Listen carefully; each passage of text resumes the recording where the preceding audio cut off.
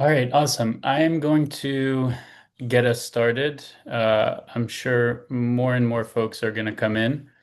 Had close to 80 people registered, but we're really excited to have you all with us today. You're going to hear from five great entrepreneurs who are building in the consumer and AI space. Before we get started, I'm going to just give a quick introduction. Um, as to what Viaca is and to events like this, and then we will hear the pitches. So for those of you that aren't familiar, at Viaca, we've basically been building a global platform that scouts, invests in, and supports the growth of exceptional MENA connected and diaspora founders.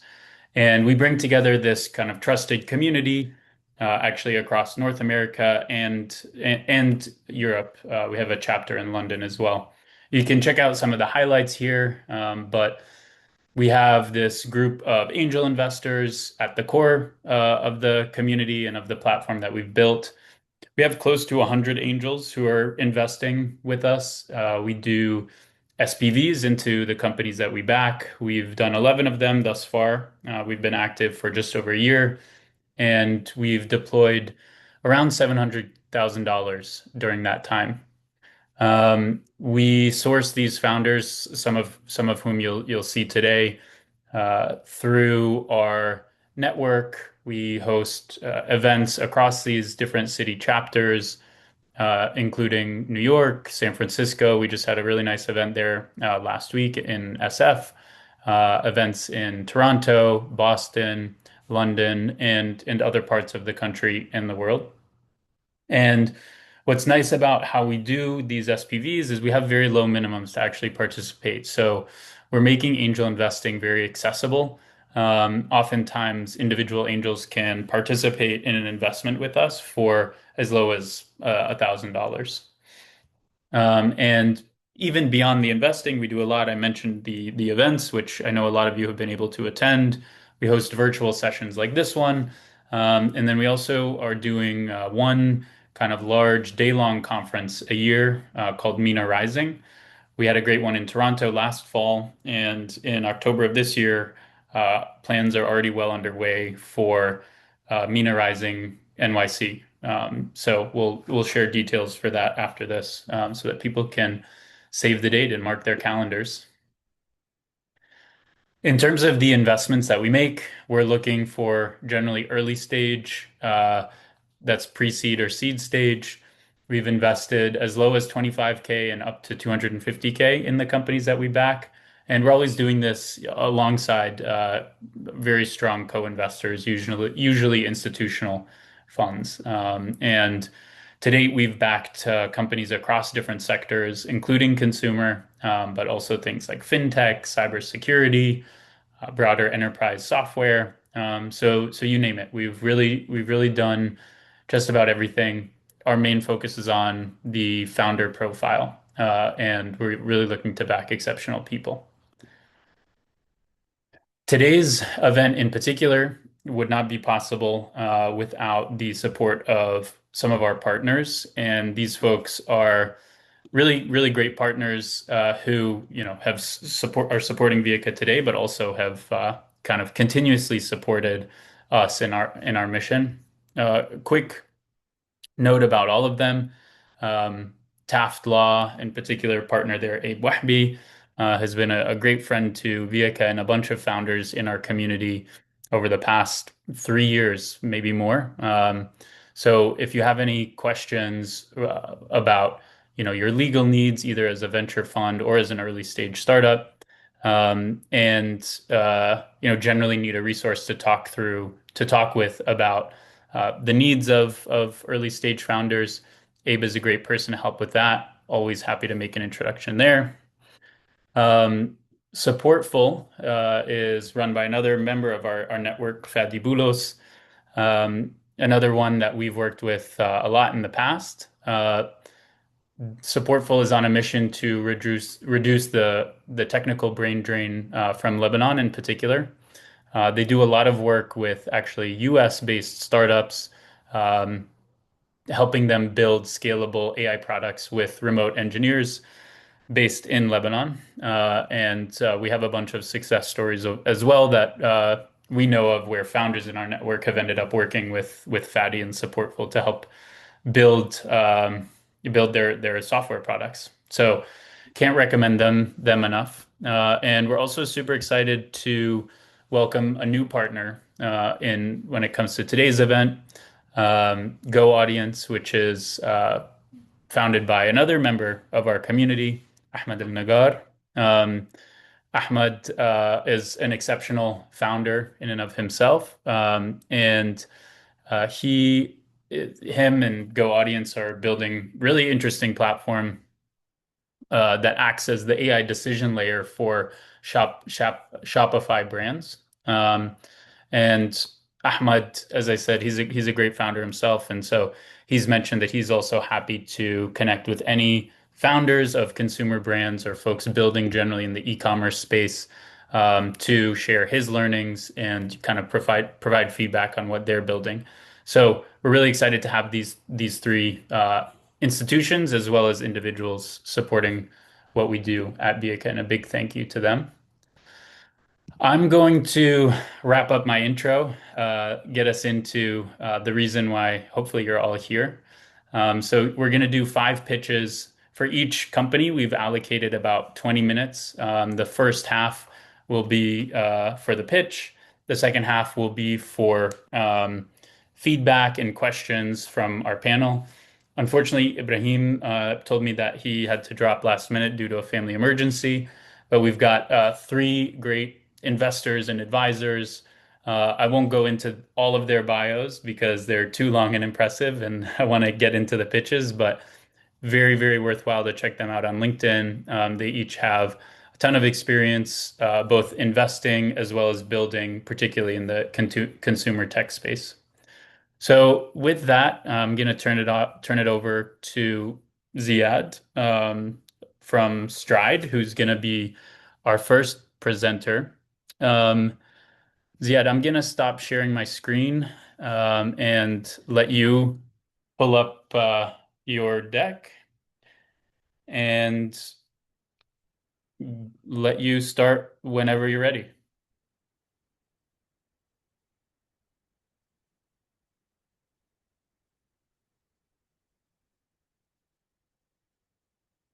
Can everyone hear me? Yep. All right, awesome. Thank you for having us on stage. It's a pleasure to be presenting to everyone here today. So, just as a quick intro, I'm Ziad Massif. I'm the recent new COO for Stride.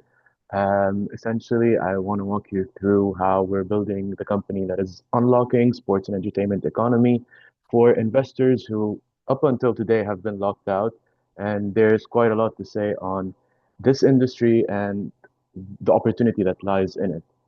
So, just as a quick headline first, Stride is the first and leading investment platform that is digitizing access to sports and entertainment.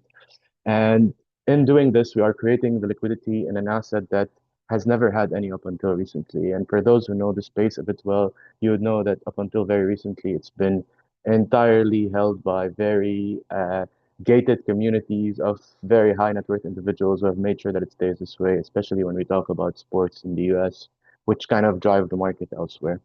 So three big markets, just to tell you, three big numbers, just to tell you where we are today. After almost a year of deploying deals, today we have 25 million in deals deployed across 20 deals. On average, the ticket has been around $250,000, and that includes an aggregation of very high tickets as well as a larger number of smaller tickets. So this is where it kind of averages out. And today, as of right now, Stride is an investment platform that is live today. We'll walk you through all of it, the regulation, the experience that it provides. But it's also step one out of a wider ecosystem that we're building today. And this includes an expansion into money cannot buy live experiences, which we plan to launch in the second quarter, and tokenization of securities of the SPVs that kind of govern the way that we manage our investments, which is launching closer to end of this year. So just to step out for a second and kind of discuss the market as it is, if I told you today that there's an asset class that's outperformed the S&P by 14 percentage points every year for the past decade, anyone's first guess would be it's crypto, is it AI, is it in that space? Essentially, we're talking about the NBA at 24% annualized, I'm talking about Formula One at 20%, NFL at 15%, whereas the S&P is at 10%. So this is kind of where the problem starts manifesting. We're talking about $600 billion franchises globally, and 99.99% of all investors are essentially locked out with no entryway into this asset class. So it's been reserved for sovereign wealth, for mega funds, for for just individuals that play in their own league. And meanwhile, if we just zoom in on MENA, just as a specific case study here, we're talking about 500 billion in private wealth alone. And these people also don't have access to these points unless they've managed to kind of sneak into this uh, community of sovereign wealth funds, of mega funds where they're operating in that space. So when we look at who is owning these asset class beyond the mega funds, you have 2,000 minority owners across the major leagues that have been introduced in the last 4 or 5 years as the regulations have changed. And still, there's no liquidity in the space. They're in the investments. They're locked for 5, 10 years, and they're dependent on a major liquidation event to happen. And this is kind of where there's a bit of lack of transparency or lack of uh, exit path when it comes to sports and entertainment. Meanwhile, everyone wants to invest. We're talking about one of the highest returning assets of the decade, one of the largest capital pools that is looking to enter, but there's no infrastructure that is connecting all of this. And this is where Stride kind of steps in. So, um, just to kind of put things into perspective, this is not a Stride perspective on things. Even Goldman Sachs, even JP Morgan, biggest players in the world have been saying that this is the asset class that people want to play in right now.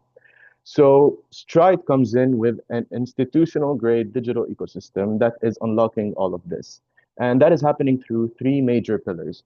First of all, we're talking about regulation, where DFSA licensed and regulated in Dubai, which is one of the strictest systems for SPVs for investments, and the only regulated sports focused platform to add to that matter. And in short, every deal is wrapped in its own SPV. It is governed by the same rules that govern every major uh, financial asset that is operating within the DIFC world, within the the DFSA world. Second, the platform is in itself fully digital and it provides a new asset, a new path to liquidity that has not existed in this space, or at least not easily in this space. So, from an experience point of view, we're talking about a new investor like me who can just finish the KYC in a few minutes. Already, they can have their investments done. It is publicly listed. They can see everything that is happening over the table because we are regulated the way we are. But the bigger part of the platform and what it unlocks for us is the liquidity. And this is where we talk about the opportunity for peer-to-peer secondary markets on the platform. So one day the asset has grown, I want to exit. I can sell it at a premium. If I'm desperate, I can sell it at a discount. The valuations are set by the market. They are defined by the public information that has set the price for these. But at least now there's a way to exit. And this is kind of what sets the stage for the conversation that's coming later on security tokenization and the trading on the chain, essentially. The third part of the Stride solution is essentially the curated deal flow. And this is where we're very selective about who gets to list their investment on Stride. And so far for us, it had started with the blue chips, with the football clubs, with talking to the leagues, with major athletes, and all of this.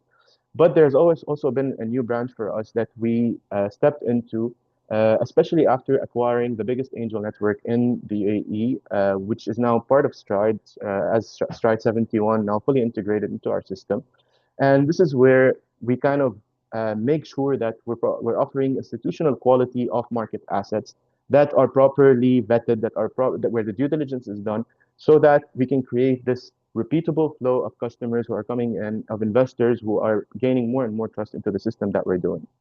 So all of this is plugging into three major clients for us, which are funds and institutions for co-investment opportunities, family offices that are looking for access and for liquidity, and then the high net worth individuals or the high earners that are not yet necessarily rich but are investing to be able to enter starting 10, 15, $20,000 which has been previously unthinkable in this space. So this has translated to, again, us across many deals, across having deployed $25 million in investments.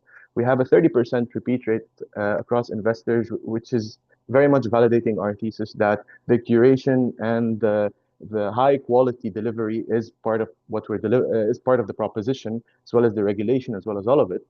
And then our biggest also pride point to this point has been the $0 CAC, the customer acquisition. And this has not been the plan since the beginning. It's not as if we had locked the decision that like we do not intend to spend on acquisition. This has been very much because the customers have been coming to us. It's through word of mouth, through the network that we've built of investors, through the Stride 71 network that we had acquired. We kind of have a base that's helping sustain the company without having to spend. Obviously, as we grow, as we scale, we do have the intent to be a lot more proactive and aggressive on this. But now for our scale, it has been very efficient for us to deliver this.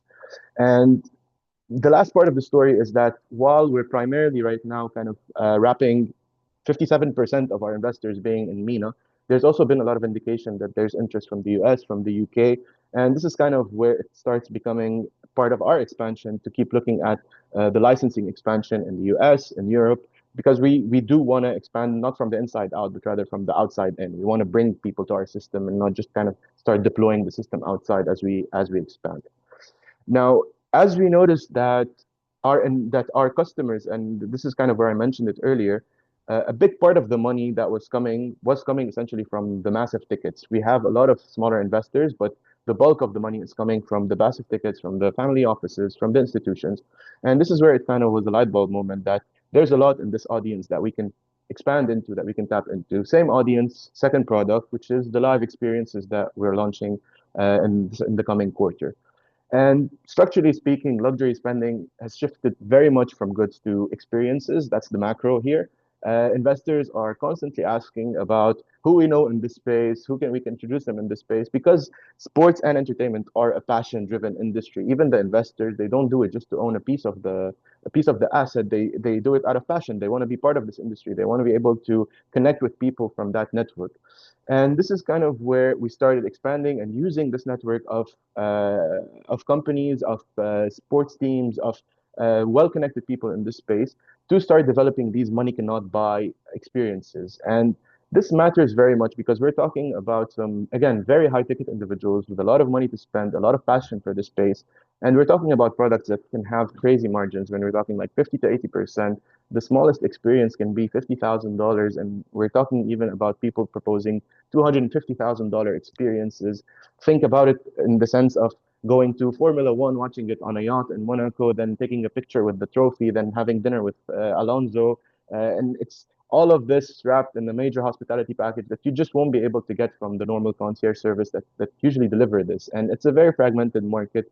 It's not necessarily tailored for the people who are usually the customers for this. And then while we're thinking about also the customer base and the same problem that the minority owners that we talked about before have, which is the lack of access of liquidity, this kind of got us thinking about how can we leverage both sides of the coin for our case. And this is where we started thinking about the security tokens, tokenization.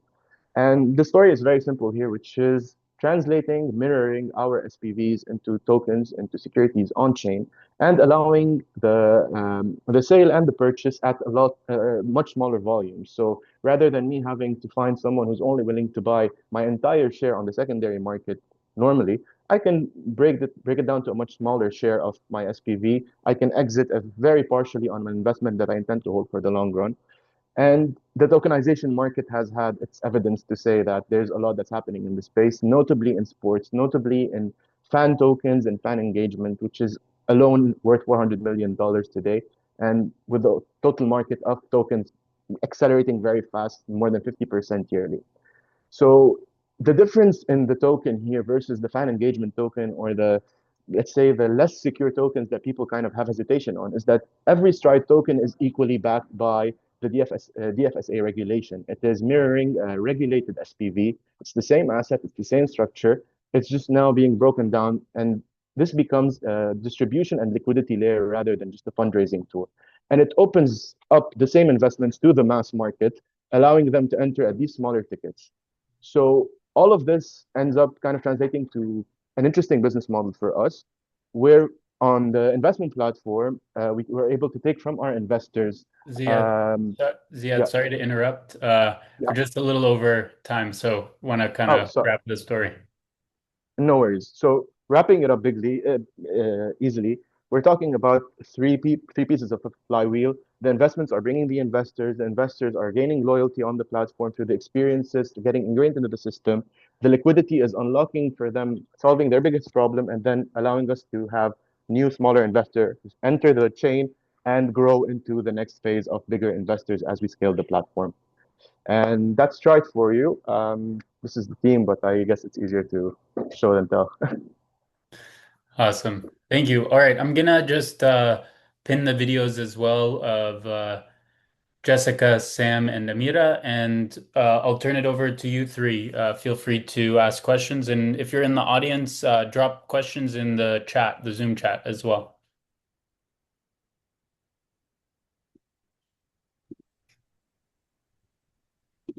Hi, thanks for the pitch. I just had a quick question. I don't know if you covered it up front, but how do you get access to the opportunities and what kind of data are you using to determine which ones are better than others? Like to hear a little bit more about your own deal flow. Absolutely. So luckily, the experience that Hadi, the CEO, and I have shared covers entertainment and sports well. We kind of both have been exposed to a good part of this of each industry. His background in investment banking has opened him a lot, has started with opening up a lot of doors. And then this is kind of where one thing has started leading to another, getting in the rooms. And the good thing about this industry is that just how tightly knit these circles are, how the intros have been avalanching from one thing to the other. And I can tell you that in the last 3 months alone, I've seen like, and this is kind of where I joined Stride full time, and this is where it started showing like it's very easy to to jump from one investor to the other. And being in the room with these people, this is kind of where it's helping us really be on top of the quality of investments that we're bringing to the table. It's not just about finding the opportunity that is co-invest where another big investor is co-investing and just betting on them doing their due diligence. We have our own experience in investment banking. We have our own very well developed industry knowledge on this thing. And this is kind of where we're also relying on a set of very knowledgeable advisors, of very knowledgeable people who are industry specific, sector specific, even within sports and entertainment, who are helping us really maintain our moat in terms of differentiation. Hi, Ziad. Thank you for the presentation. We didn't have a chance to go over the slide on your business model. Maybe you can tell us a bit more about each vertical and how you charge and make money.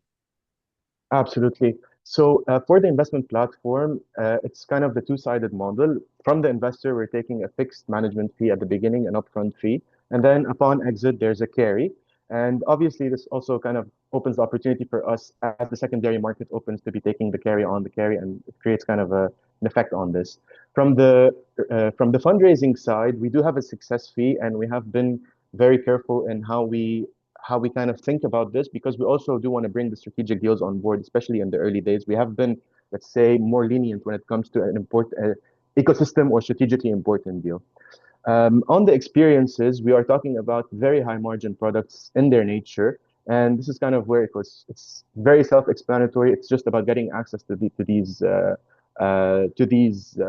opportunities, to these experiences. Last one is the tokenization, and this is kind of where there's two pieces to it.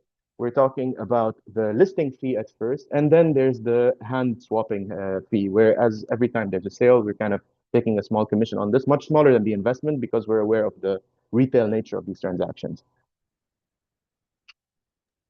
Thank you. Of course.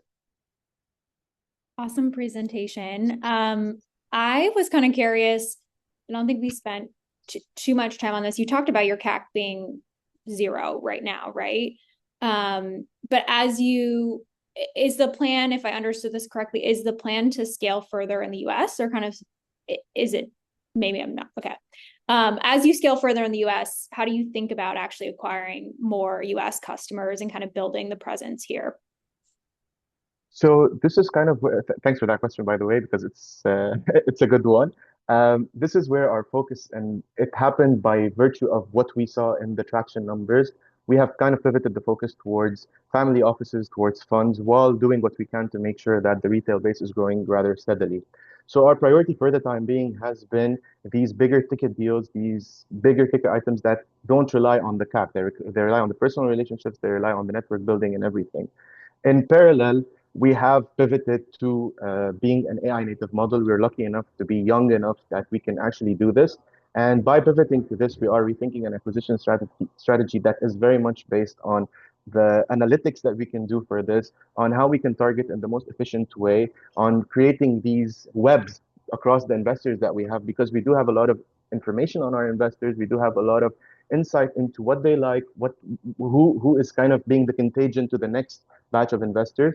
And this is kind of where the thinking is headed towards the expansion. And this is why we said CAC is zero today, but that's not where it's going as we kind of intend to scale the retail base.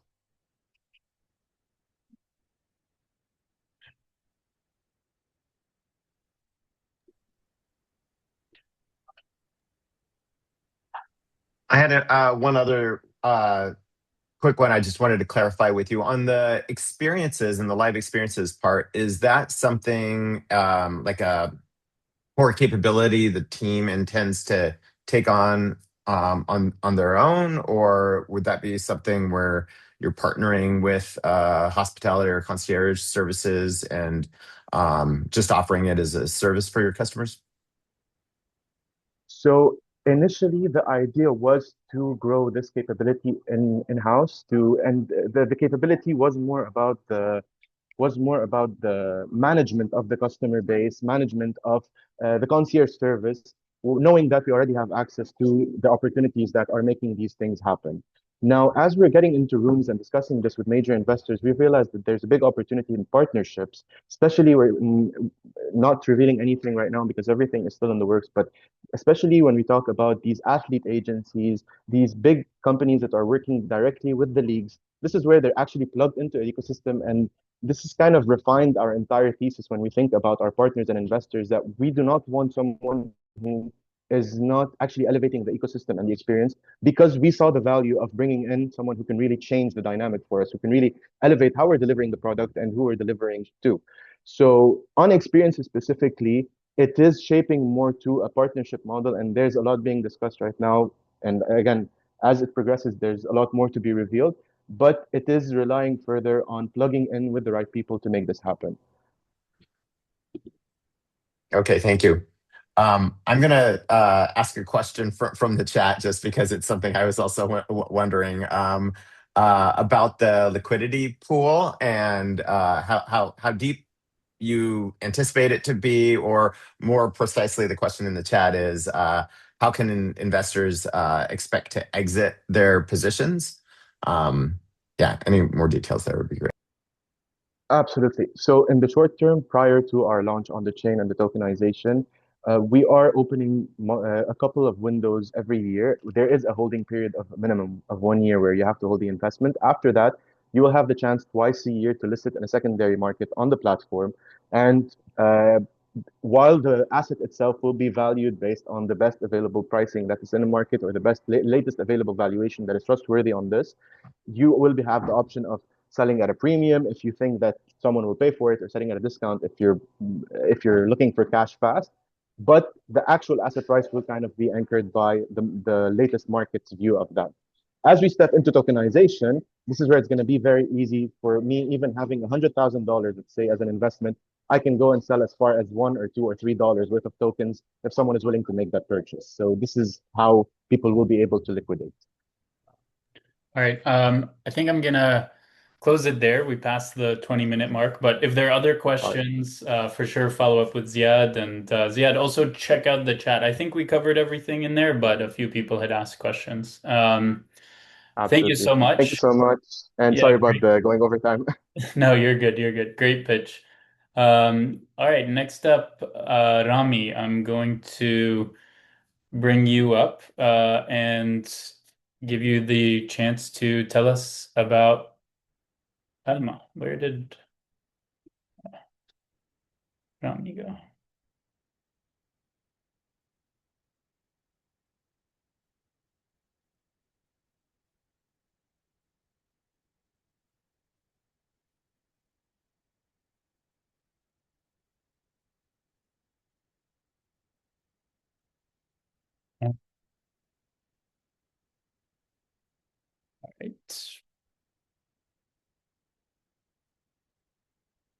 Rami was here a second ago, but it seems like he just dropped. Sami, since you're here, do you want to jump jump in? Sure, let's do it. Hello, everybody. How is everyone doing?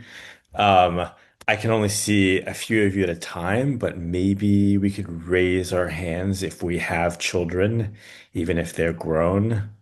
What's the All right, we have at least one parent in the group and a lot of people off screen. Oop, people are coming on screen to let us know that they have children.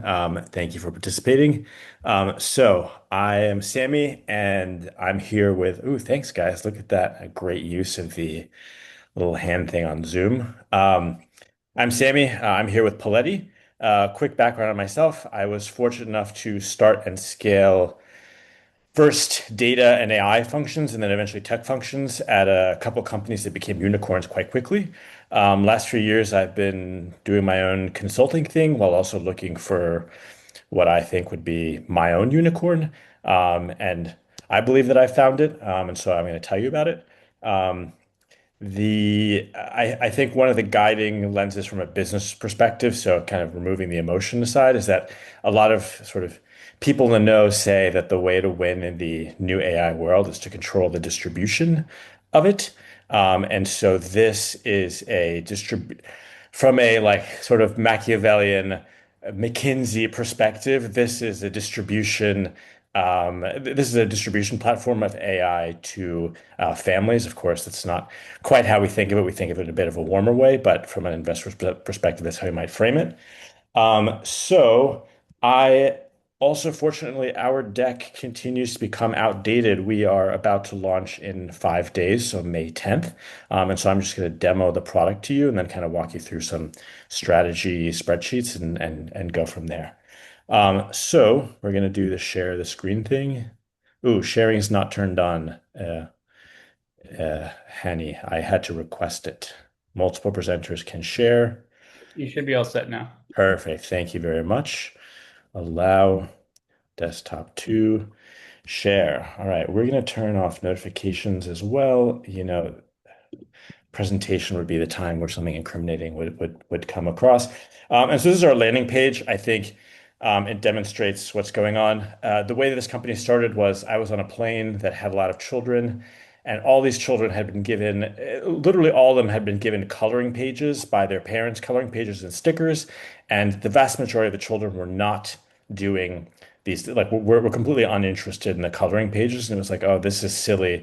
The coloring pages could be so much more relevant to these children. Like it's 2020, well, at this point, 2025. Like there's no reason for people to be coloring generic stuff off the shelf from Target, which is one of our kind of, budget retailers here in the States. And then I spoke to a whole bunch of parents, and a number of themes came out.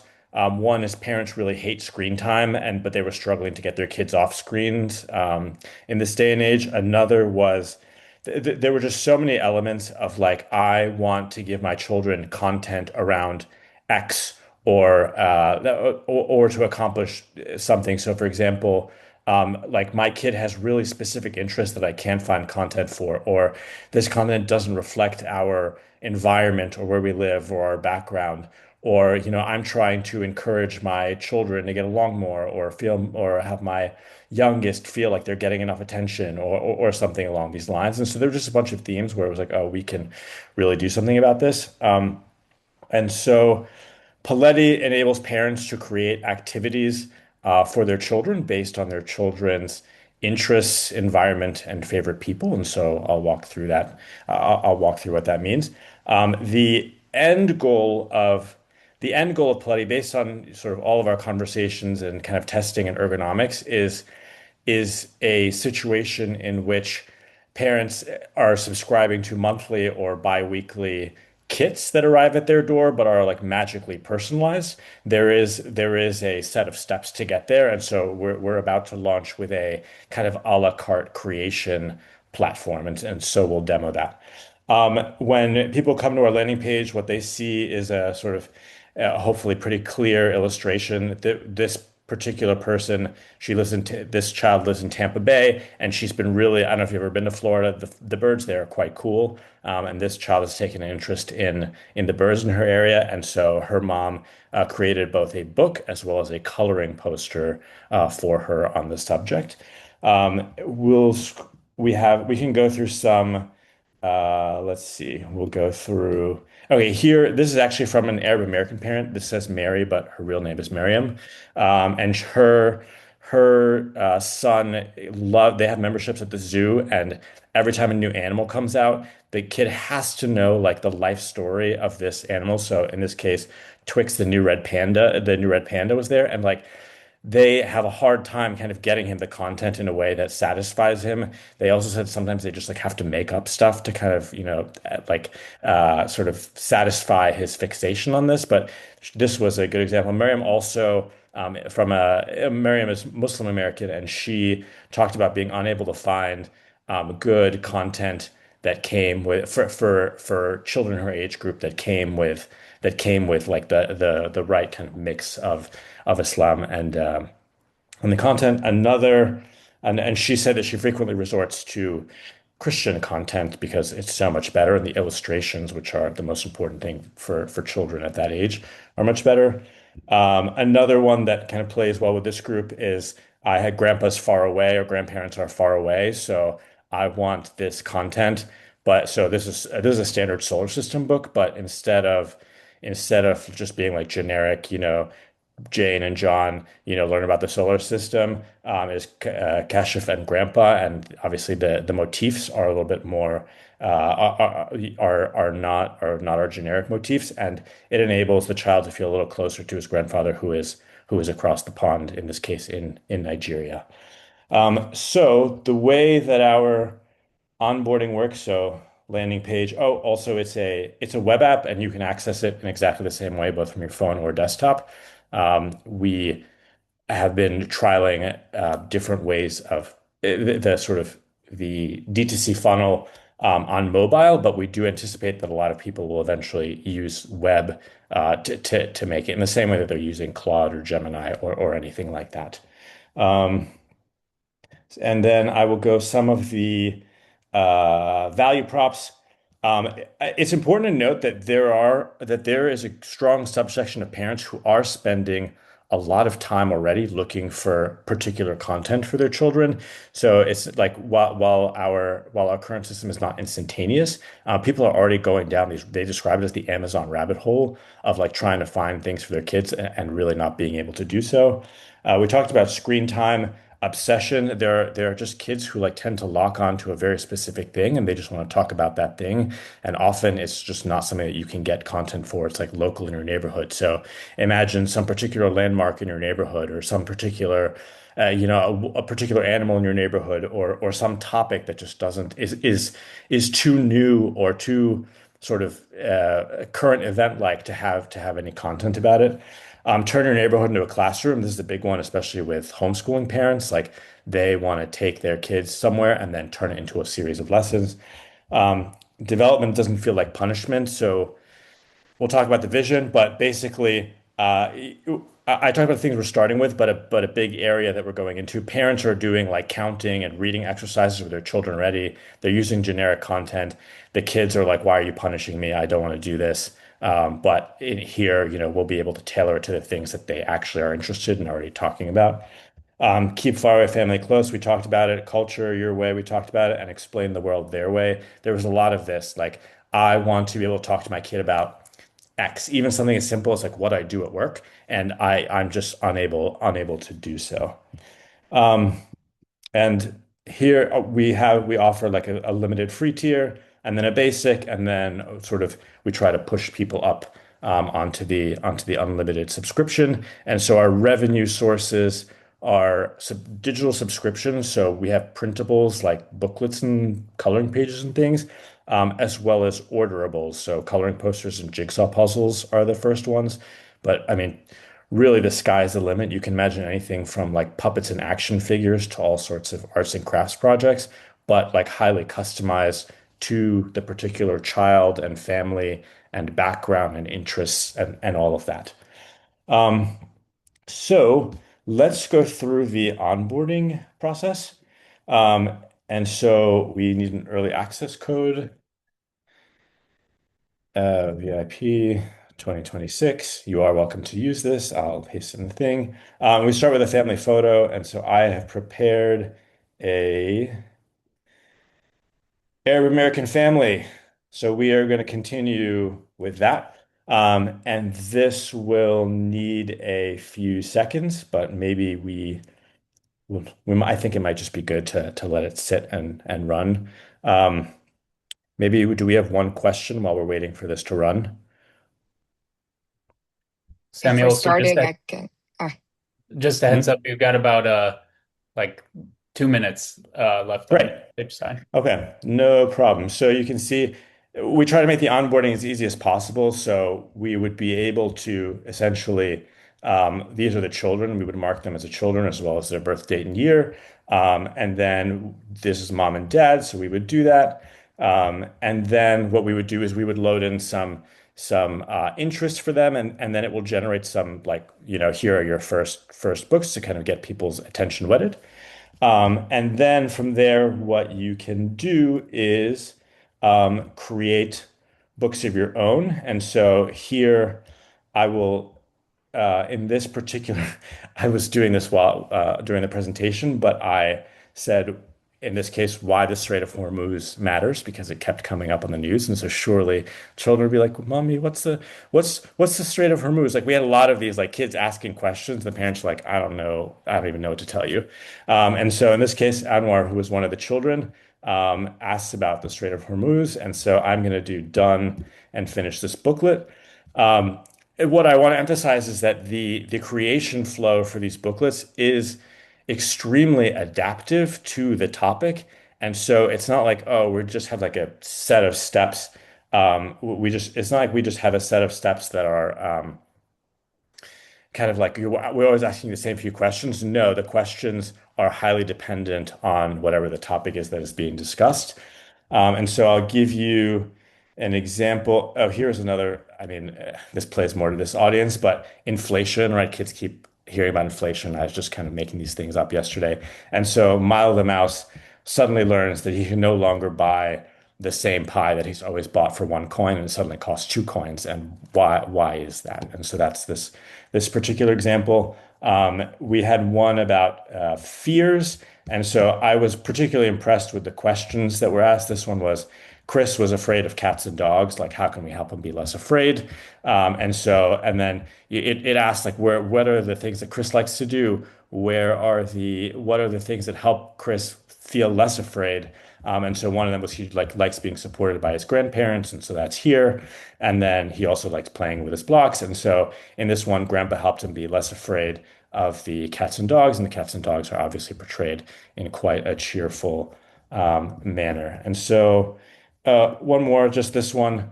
Well, obviously, Chris and Grandpa Musa's Starry Journey. They learn about the stars, but the Grandpa Musa lives in Saudi Arabia, and so the themes are desert-like. I particularly liked this illustration over here, where they looked at Jupiter's swirling storms through the telescope.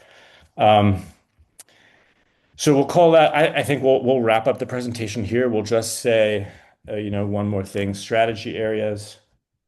Somewhere we have this. So there are a few strategy areas on the product side. One is ergonomics to continue to make this feel easier and easier for parents, i.e., I'm getting a magical stories and nonfiction books and development activities and art activities and things while doing basically zero work. So one of the early parts of this will be like a text spot, like, oh, hey, mom, tell me, like, send me some photos of things that happened this week, or what is Anwar interested in this week? There are a lot of high motivation use cases, such as homeschooling and special needs.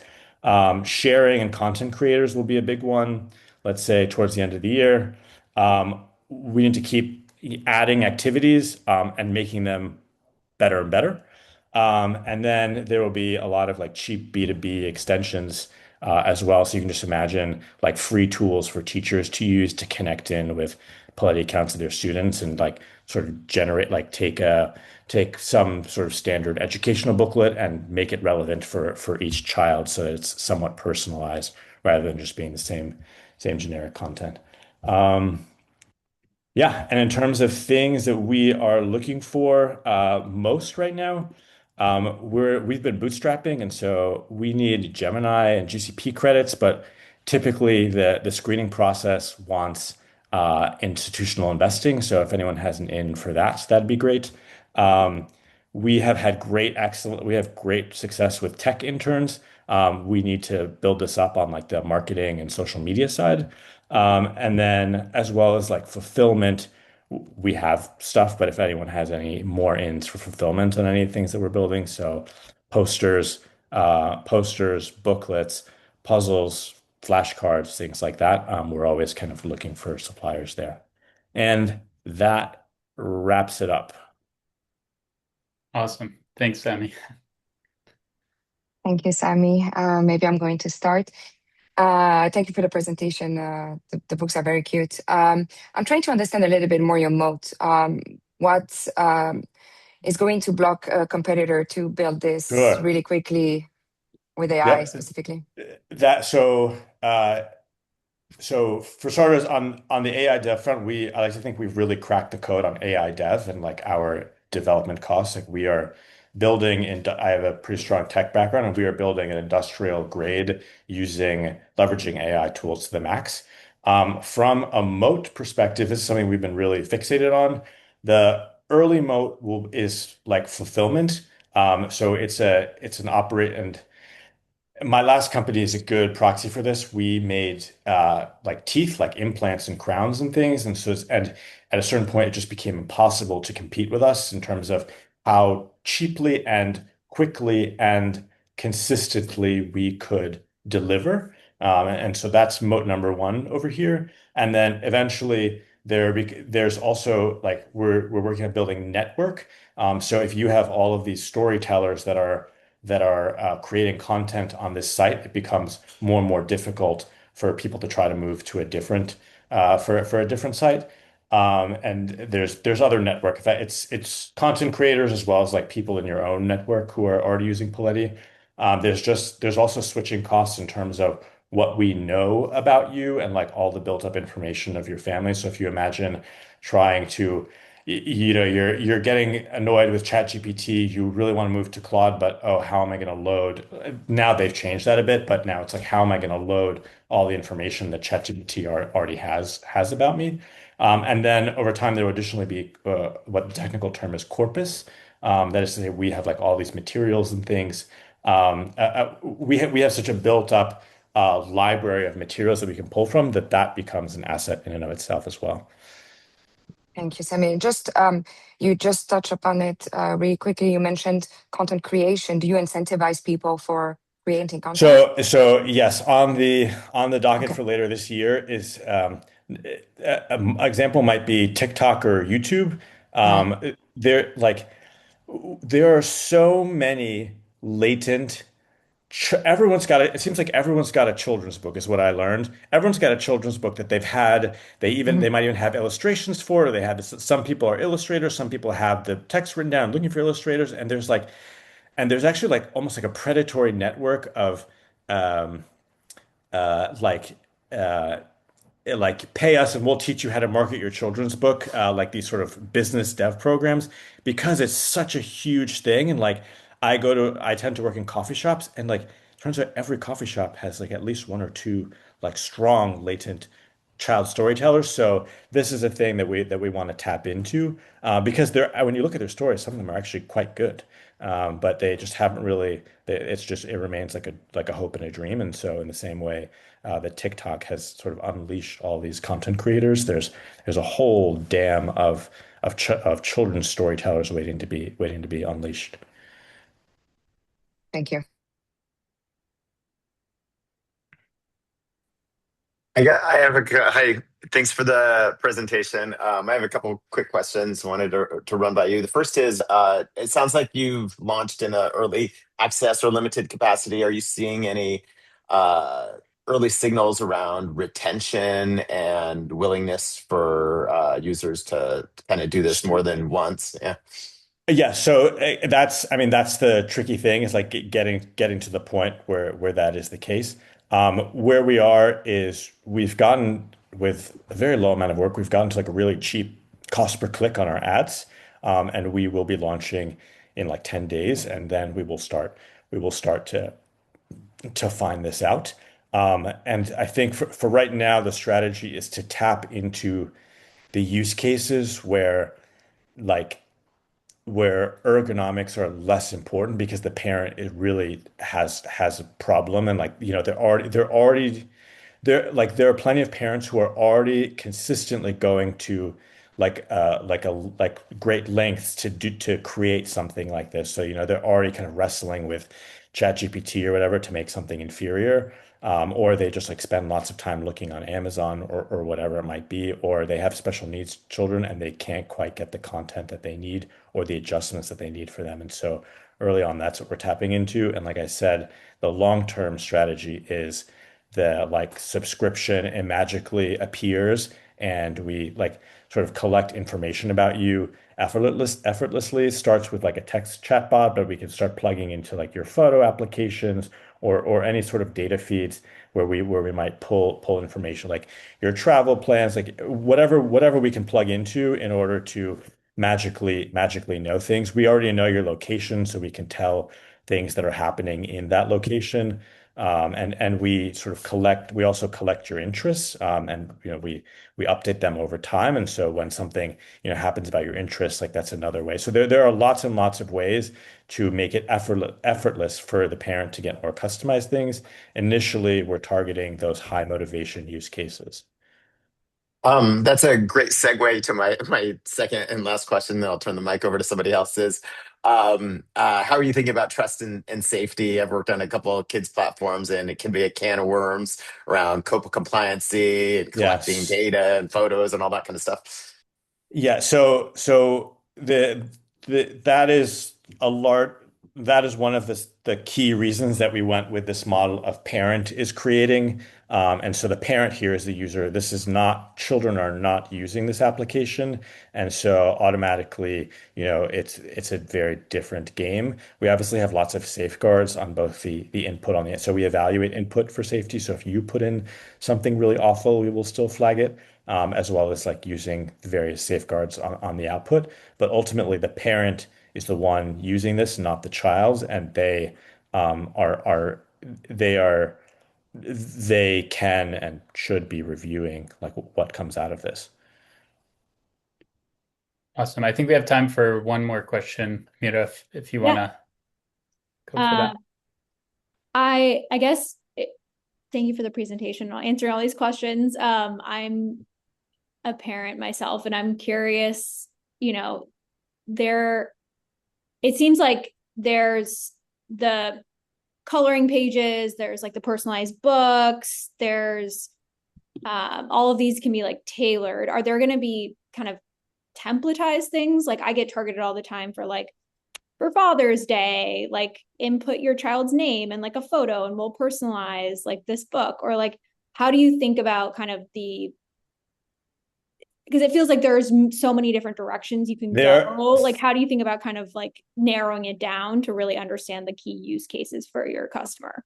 yeah, I think there's so many of these templatized, like, and they're quite expensive, like Yeah. $50 for a book where it's already there and we're just going to insert your child into the book. That's not really the game we're playing. This is like No, I didn't think so. I think I was and just saying like they've like honed in on a specific thing. I feel like as a parent, you're kind of like, what are the use cases here? Because there's like so many different things you could do with the platform. Yeah, I mean, I think in general, the brand that we're going is like we're your partner in parenting. So like we're going to help you out in these cases where you need to teach your children, where you need to teach your child something, for example. And so development activities will be a major portion of what we're doing. And the booklets in general are like these are the books for when you can't find something generic for what you're looking for, or like you're trying to hone in on specific topics or translate something, or connect with family. And so I think the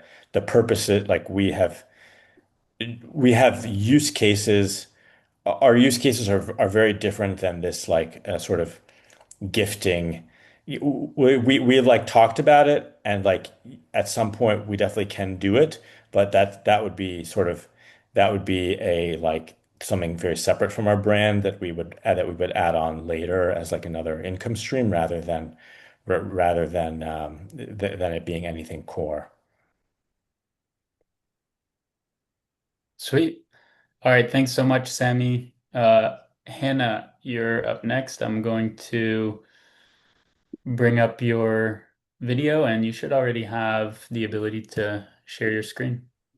Amazing. Hi, everyone. Hey, Sami. Nice to see some friends. Okay, cool. Let me just share my screen.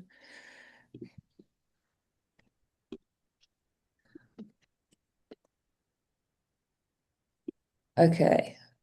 Hopefully you can see my screen. Yep.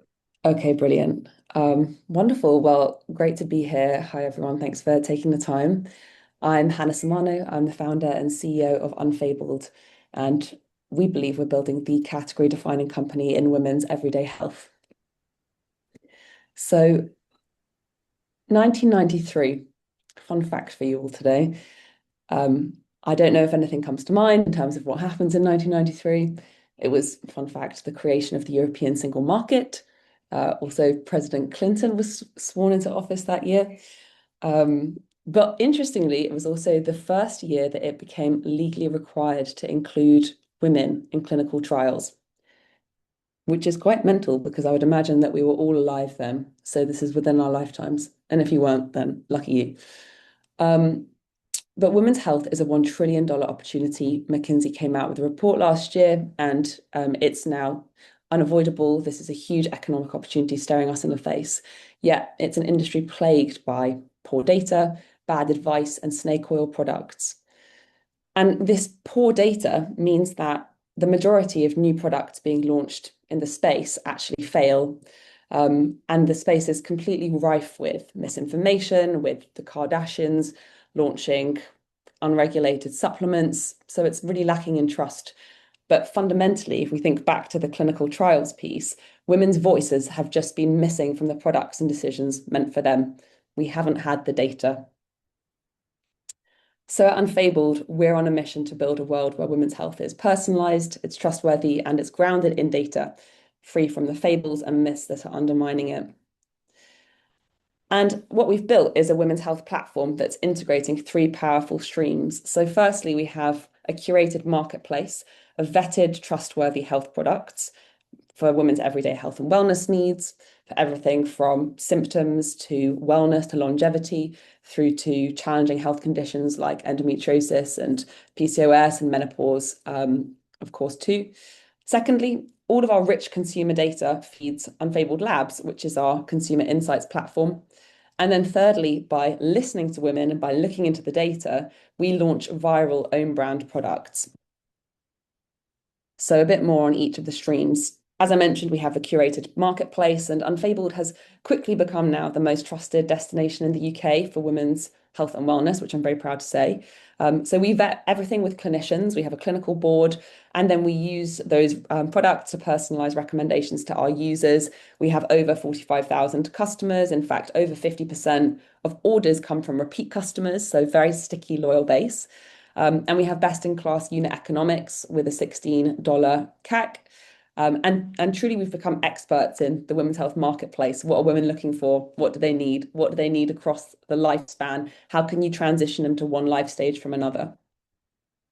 We've been working on personalization for over 4 years. So Gaia is our AI chatbot. She provides personalized education and product recommendations for our users because, as you will all know, there is really no one size fits all for women's health and wellness.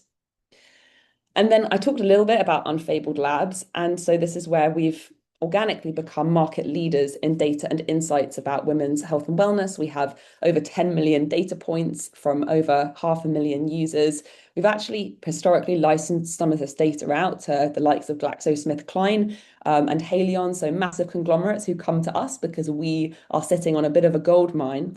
But recently we've decided that we just want to use the data ourselves.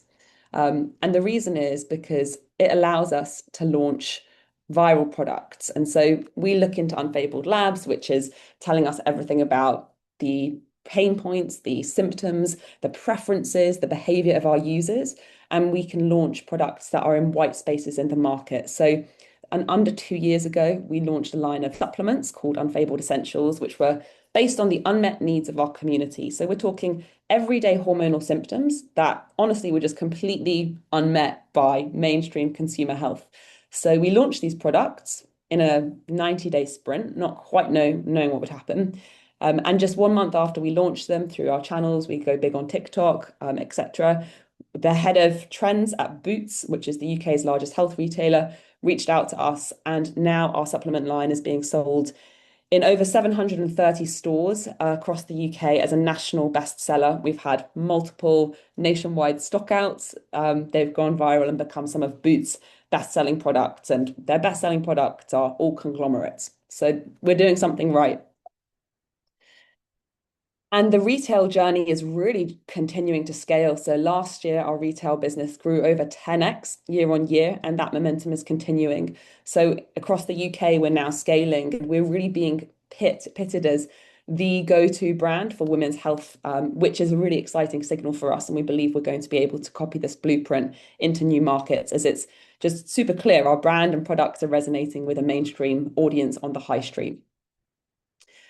But underpinning how we've managed to be successful in this space, community has always been at the heart of this business. And we're reaching organically about 70 million people through our content. We have an owned community of 110,000 people. So all of that trust builds insights, and that is feeding into how we're scaling. Everyone loves network effects. You're all investors, and I'm, honestly pleased to share that since the dawn of Unfabled, we've had a data network effect embedded into the platform and business. So with every interaction, we gain more intelligence about what the market is looking for, what's working, what's not, and that's giving us an unfair advantage in able to launch new viral products, meeting the unmet needs of women in the UK, but also internationally. A little bit on how we're situated. We believe that we are in a really excitingly differentiated position, sat between brands and marketplaces and data providers. Really having that curated suite of third-party products allows us again to see trends and monitor them, to be able to then launch our own products. And as I've already mentioned, we have had B2B interest and commercial agreements to about $200,000 so far on our data. So I think that proves the value of the insights we're sitting on as we think about long-term value creation and potential acquisition. Why me? I've spent now about 12 years building technology for world-leading brands. So I used to launch brands at Unilever, and then I joined the founding team of a company called Kasha in East Africa, which is now Africa's largest digital health company. And at Unfabled, we've now raised 4 million USD over the last 4 years from leading global investors, including Morgan Stanley, Sequoia Scout, and funds across the UK and New York as well. So the strategy now is starting to work. It's a really exciting time as we grew over 3x year on year last year, just shy of a $2 million turnover. Our own brand revenue last year grew 10x year on year, and we believe we're on a path to over 160 million USD within the next 4 years. So we're scaling quickly now. Excited to scale outside of the UK, looking at next year most likely, and looking into the US as our next market. We've recently had inbound interest from Walmart, which has been really exciting. But fundamentally, our vision is to build the category-defining global platform and brand for women's health with trust and data woven into the very core. So we're not fundraising actively right now, but I'm always fundraising, sometimes more softly than others. So I would love to connect with investors anyone who's interested in the intersection of health and consumer. So we're approaching our Series A funding round, and I'm always really excited to connect with people who are interested in backing players in this space. And as you may have seen recently with the Unilever acquisition of Grunz at over $1 billion, the consumer health market is absolutely popping off and flying. And I believe that women's consumer health is the next frontier that we're just at the beginning of a massive tidal wave in. So we're building the future of women's health, and we would love to connect with anyone who's excited by that too. So connect with me on LinkedIn. I'm about to answer any of your questions, and thank you for listening. Thanks so much, Hannah. And we at VIAC are also super honored and glad to be on Hannah's cap table as well. Oh, thank you. All right. So Amira, Sam, and Jessica, I'll bring you guys up right now.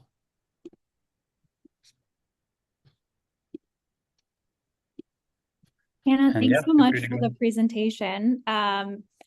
I would love to hear more about how you think about the right products for the platform and kind of vetting the products and who the audience is, because obviously women's health spans generations, right? So kind of curious to hear more about that. Totally. And yeah, thank you for the question. So, in terms of how we go about the vetting, everything has always been consumer centric and insight driven from the beginning. So, we started building a community. I believed I was building it for a sort of millennial customer. So, at the time, this would have been sort of like late 20s through to late 30s. And we would listen to her needs, and she would tell us what she was looking for. And so that sort of community science is what we call it, has been the drive of everything we do. Where are the pain points and what is the wisdom that women are sharing?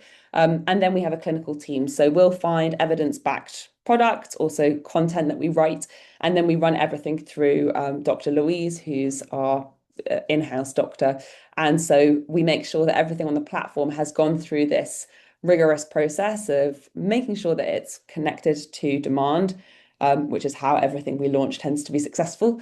But secondly, it's gone through a very scientific process. We make sure that from an ingredients and a claims perspective, everything is stacking up, and we care deeply about non-toxicity of everything on the platform. So again, we make sure that everything is non-endocrine disrupting.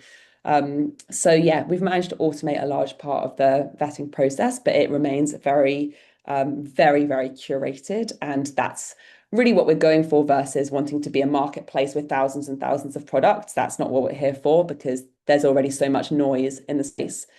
And then to answer your question around, the audience. So I mentioned we started out catering to a millennial user, really thinking about her menstrual and hormonal symptoms and needs. But in doing so, we've accidentally ended up attracting a really larger breadth of consumer than we had anticipated.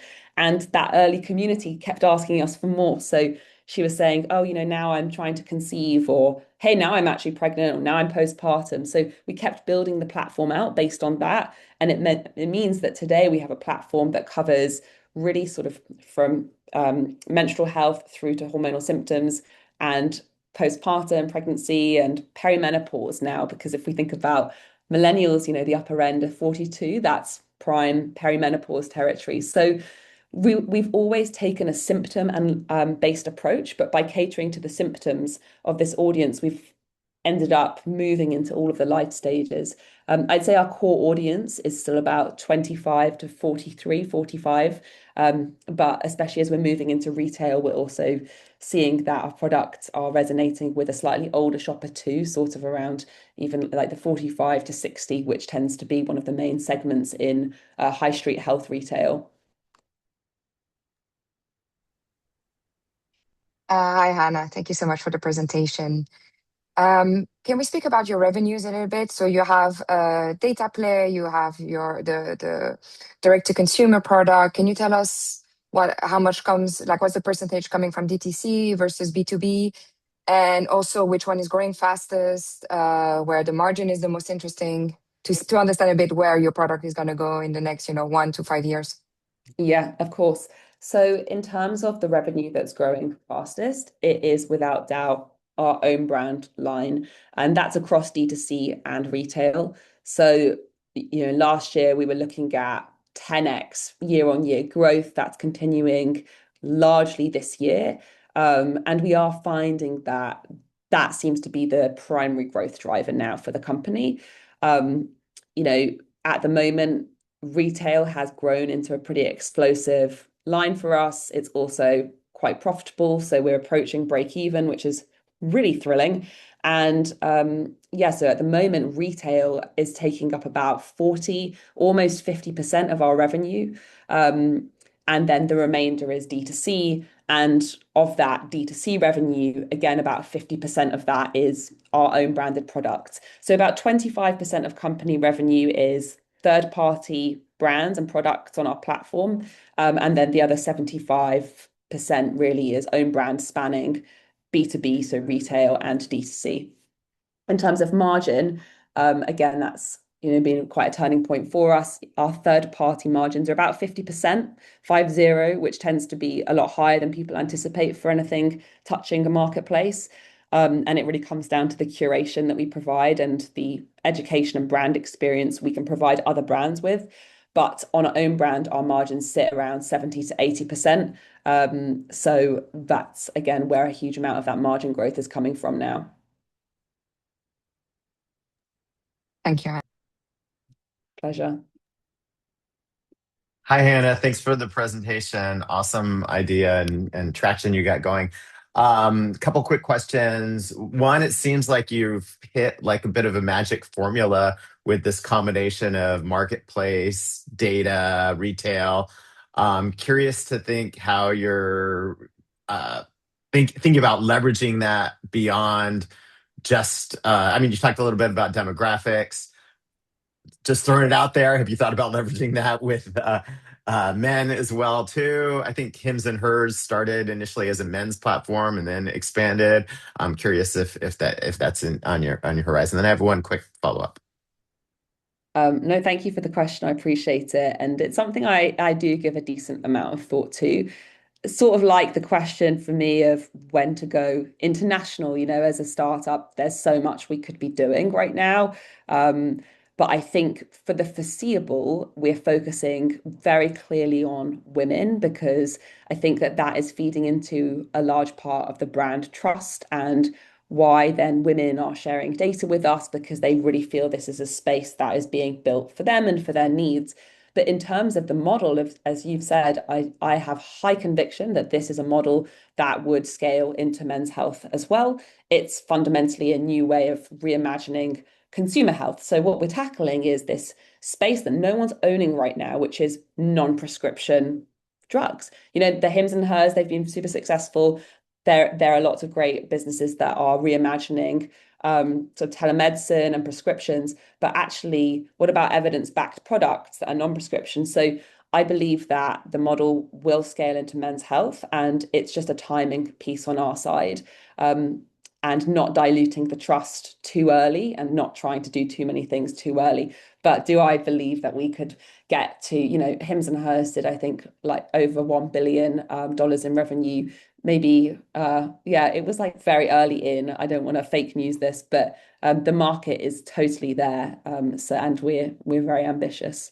Yeah, So very, very cool. Last quick question is, how do you guys think about or manage informed consent in terms of like using the data from your customers and crafting that into new custom products? Yeah, curious to hear more about. yeah, I love that question because data, privacy, and security is something we think about a lot. And we actually have someone, from Morgan Stanley, who is a sort of like globally renowned data and privacy person who has come in as an advisor as we've been scaling, which is really exciting. But I'd say, so firstly, we have all the basics right. We're GDPR compliant. We understand all of the requirements around data protection and how we store it and how we ensure that the safety and security of our users is never compromised. Everything we use and everything that we've even shared with previous partners has all been sort of anonymized and aggregated insights. But what's I'd say a bit of our hack is that our audience and community are quite rallied by by the concept of sharing their data and insights because they believe that it's necessary and part of the greater good. So really, when we talk to our community, the message tends to be, hey guys, like, we don't have the data. No one has the data. You haven't been listened to. No one's asked you before. We're listening, so tell us. And that actually means they're quite forthcoming. So the insights we get are profoundly detailed and actually quite sensitive. People are sharing things about topics that are very taboo.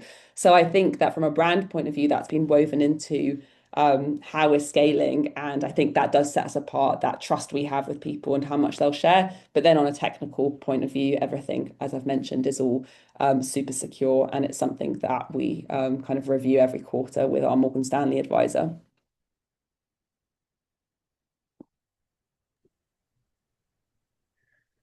Awesome. Hannah, thank you so much. There may have been one or two questions in the Zoom chat if you want to just pop in there before you head out to address those.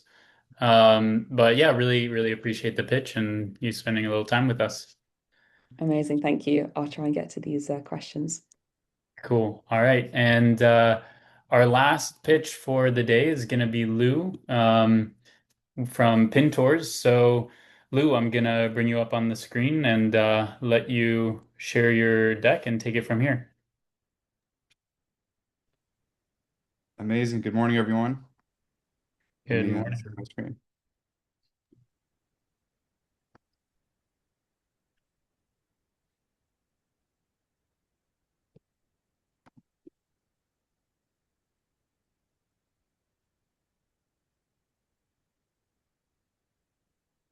Oh, we had it for a second. It was just up. Awesome. You guys see my screen? Yep. Amazing. Cool, everyone. So I'm Lou. I'm with Pintours. Before Pintours, I was at Apple Special Projects where I was on the health end building new technologies with doctors. It was a lot of fun, but learned a lot of great things. So turns out, some of the best products and some of the biggest companies build some of their greatest technologies by partnering with subject matter experts and then innovating around them. And so learned that from Apple, spent 7 years there. And turns out my dad was a tour guide. He was in the travel industry. And so spent some time with him to see what we could do there. And turns out guided experiences are broken. Most, experiences today want to have guides and want to have personalization. Unfortunately, it just doesn't scale, and it's a huge problem. So Pintours is the AI that powers real life experiences, personalized guided experiences for the biggest brands. So what's the problem? Today, guided experiences don't scale. They're super expensive, and having the best experience is having a human with you that knows you personally and can transform any type of experience. So this could be in a car, in an attraction, literally any type of experience. Having a human there really transforms it and makes it a magical experience. Problem is, it's expensive, doesn't scale, and most companies actually can't afford to have, tons of expert humans running around personalizing everyone's experience. It just doesn't scale. However, personalized experiences that work in every language, anytime, anywhere, are super valuable and actually open up a lot of doors for experienced businesses. And so that's what Pintours does. We essentially digitize the human aspect of what guides do and what concierge and all these humans in these experiences, and we built an AI that basically has that same experience and can run at scale. We've been able to do roughly around 2.2 in GMV just this past year, just in a few experiences here in SF, and we're taking that and running with it. So what does it look like? We have a quick video. I'll just play that. Hey Pintours, it's my first day in SF. What should I do today? Good morning, Lou. I know you like baked goods, so we're going to start you off at Tartine's Bakery. Wow. Pintours, this was absolutely amazing. What's next? We're going to Fortune Cookie Factory in Chinatown. Fortune Cookie Factory? That sounds fire. Lou, did you know they still hand roll their fortune cookies? Make sure to try one. Thank you. No way. Wow. Wait, Pintours, where are we going? We're headed to Coit Tower. We're going to Coit Tower? And you got me a ride? With no driver? That's sick. Hey, Pintours, is this Coit Tower? Yes, Lou. Can you tell me more? Coit Tower was funded by a woman who loved firefighters. By the way, there's a great selfie spot in the back. Oh, Pintours, this is perfect for Instagram. Looking good, Lou. I know you like the ocean. Should we head to the Golden Gate area? Okay, yeah, let's go. Pintours, tell me more about the bridge. It looks so beautiful. Lou, fun fact. The Golden Gate Bridge isn't red. It's international orange. International orange? Wow, there's so many stories behind these places. Pintours, I couldn't have asked for a better day. Where are we going next? Japan? Or maybe Kenya? Anywhere you go, I'll be there with you. Awesome. So we've essentially built an AI that is multimodal, works with video, navigation, storytelling, essentially replicating the human experience in every domain. So whether you're in a car, you're in a stadium, you're in a restaurant, can personalize every experience and act as your guide. So the way it works is we work with locations and people that have expertise that has been there for many years, whether it's in people's heads and brochures and PDFs, and we basically digitize that to be an AI. Then we do AI-powered personalization. We know everyone is there for a specific reason. People are celebrating anniversaries, they're there for a group trip, whatever their intention is, we can take that intention with the expertise and create the fully personalized experience for whoever is looking. Essentially, the AI sits on top of the LLMs. We have our own local data, which we pull from the locals that live there, that work there, or existing materials. And then we also have continuous learning. So as folks use the platform, we learn more on what they like, what they don't like, ensuring that they get perfect experiences across multiple domains. We're going after the experience economy, which is a 1.5 trillion market, but we're focused on the $3 billion SOM, which is the 30 high traffic cities. So we did SF already, and now we're basically expanding from SF to the top 30 cities. And we're essentially unifying the whole fragmented experience economy. So what's really interesting about our AI is in experiences in travel, everything is super fragmented, whether it's transportation, dining, experiences. You essentially need a human to basically coordinate between all these different things, book them for you, and make it a seamless experience. Well, our AI can actually orchestrate the real world and power these experiences. So we're actually working with the World Cup today and a few other brands where we're actually combining multiple types of experiences, whether it's dining, transport, attractions, and really combining it into one single experience throughout multiple domains. And so today we work with, many attractions, aggregators like Airbnb experiences, Get Your Guide, transportation providers like Uber, Lime, auto rentals, and group events. And today we do a lot of our business through partnerships. So, we sell with OTAs essentially as a B2B model. We're working with the World Cup, so we're powering experiences across all 11 host cities in the US. And we also have a consumer side, which hasn't been launched yet, but we're hoping to launch by the end of the year once we have essentially the whole world covered. An example of how we power the OTAs, for example, here in San Francisco at Alcatraz, we power the Alcatraz experience with our app. So you don't have to have a human guide there, use our technology, and we sell this to the OTA, Get Your Guide directly. And so we've done over 1.7 from that experience and a few others in the city. We're also working with rail companies. So like Amtrak and Rail Europe, we power the experiences inside the train. So as you're passing by things, we basically have turned transportation into a fun experience. It knows your intent while you're there and can basically power the storytelling experience. Same thing at the World Cup. If you're going to any of the games this year, you might see one of our experiences. Essentially, while you're in the stadium and outside of the stadium around the city, we power all the different experiences. If you want to get in an Uber, or you want to go to a restaurant with the fans or meet some players, we're powering that as well. And we also are in the car. So we're talking to a few car manufacturers where we are the tour guide of the car. As you're driving by different locations, the car will talk to you, personalized, and can also book things for you. So it can reserve your restaurant, tickets, that whole thing. And so, we're really going after the experience economy. We're working with every type of business in experiences, so airlines, OTAs, cruises, hotels, the whole gamut. The AI essentially works through storytelling, navigation, AR, in any location. And so we also have augmented reality. You can point your phone at anything and really dive deep. And so a lot of museums are loving this. You can basically interact with things inside a location, tap on the screen, learn more, and it's all available in every language. We've been growing pretty rapidly, only 25 experiences in SF with $2 million. And we're supporting some of the biggest brands, the World Cup, Europe, um, Uber, Red Sea Global, and some airlines as well. And so you might wonder, how does this work on a B2B side? And so it's really simple.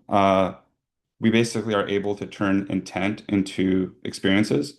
So, for the World Cup, someone might say, plan the perfect World Cup evening for me with transport, nightlife. My budget's $100. And so with that, we can basically book 4 experiences for them. We'll get you the private car, chauffeur, pick you up from where you need to be. We'll book you a meet and greet with the players, get you restaurant reservations, and then take you out on a night tour. And so that whole thing can be parsed with our AI, and that's what we're essentially giving to these businesses.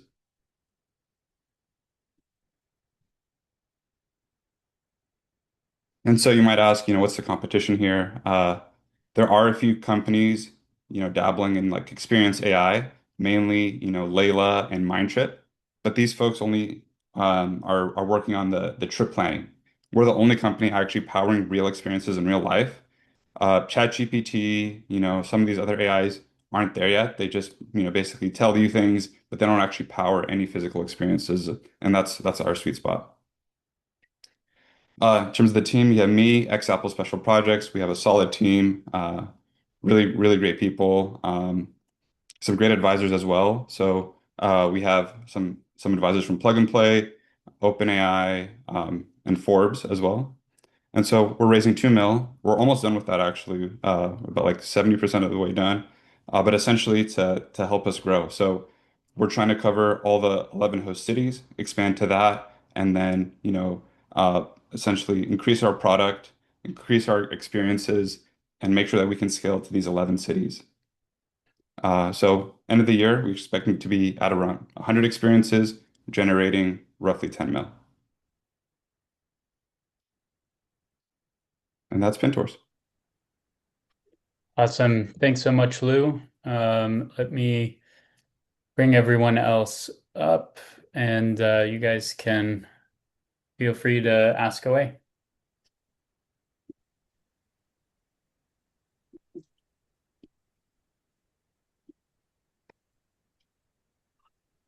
I think you raised your hand. Yes, hi. Thank you, Lou. Can you hear me? I can hear you. Yeah, wonderful presentation. Thank you very much for sharing all of this. Um, yeah, actually just from watching the video learned that it's international orange and it's not red. So if I already, got some value out of the experience. But I have two quick questions. I was wondering in terms of I know a lot of tourist attractions and areas lack internet service.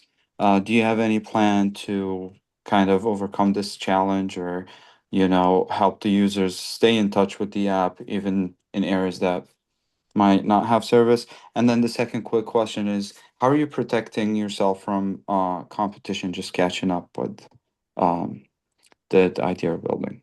Thank you. Yeah, of course. So we're fully offline.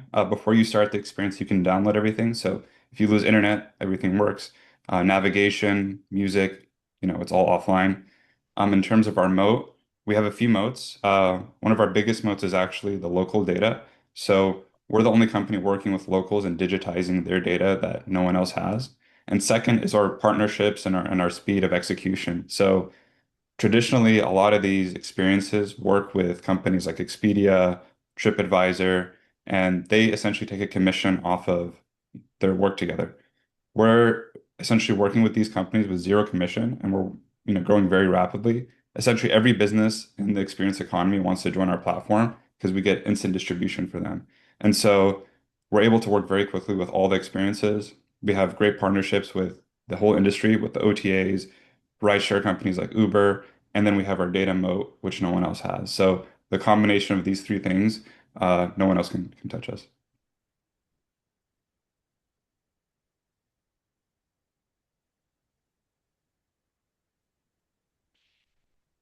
Hi, Lou.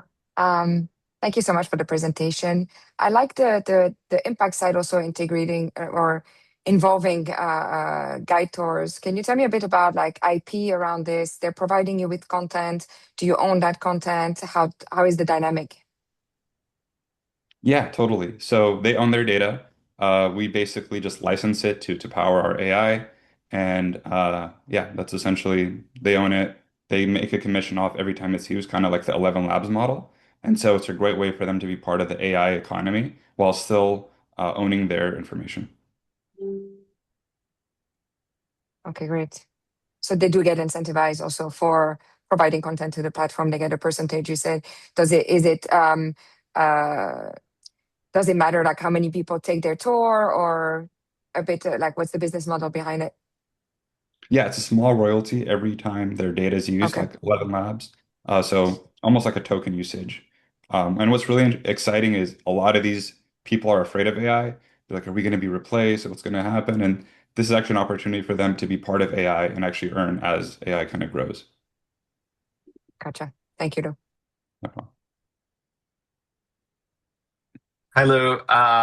Love the idea. It helps. I use my phone right now as a kind of a tour guide, just using the LLMs. But this, the way you've packaged it together, I think does a lot more than that. Quick question on as you think about the consumer side and entering that with additional markets, like how are you navigating or thinking about your existing partners? Are they going to view your entry into consumer and direct to consumer as a threat or complementary? And just want to hear a little bit more about the consumer angle. Yeah, it's an interesting concept because right now we're using the OTAs for distribution, which is working and they're earning money off of us. But the end goal is to actually launch a consumer site that will compete with them. Um, and we have the upside here because we don't charge a commission to these experiences. Our customers get the best price and they get to use our technology. So in the end, we think the OTAs is kind of like a dying business. It doesn't make a ton of sense. And so we definitely see people using our technology and our AI to book experiences moving forward. Thanks.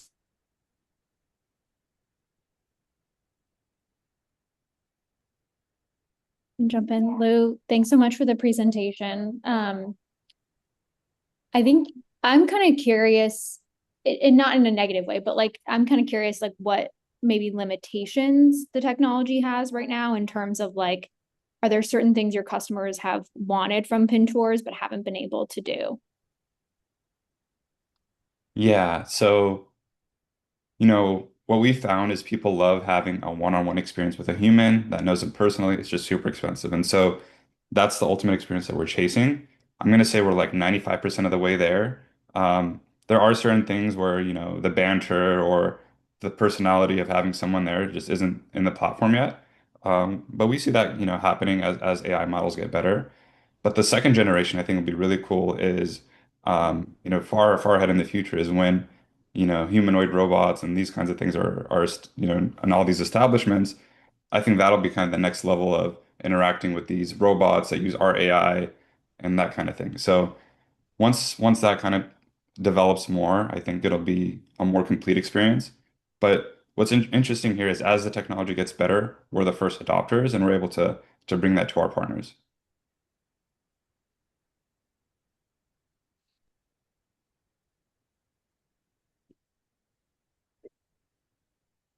All right.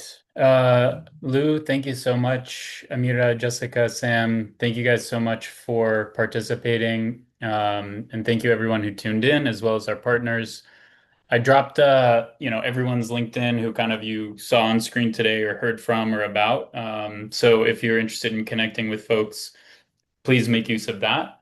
If you're not already a part of Viaca and interested in angel investing with us, there's also a link right there. It's pretty straightforward as well if you just go to our website. And I'll be sharing a recording of this with everyone who signed up to attend, so you can check out the pitches as well after the fact. But yeah, huge thank you to everyone. Great job to all the founders, and we're super excited to see where these companies are in a year, 5 years from now. I have a feeling they'll all be in pretty promising places. So have a great day, everyone, and stay in touch.